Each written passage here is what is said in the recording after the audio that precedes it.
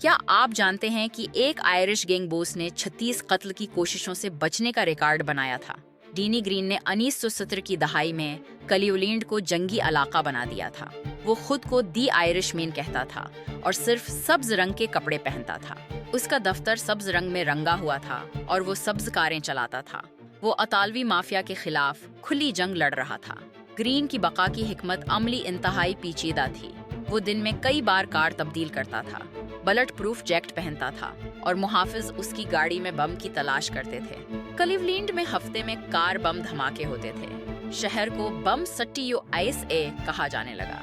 1970 में माफिया ने remote control बम से उसे मार डाला, लेकिन तब तक वो अमेरिका का सबसे मशहूर मुजरिम बन चुका था।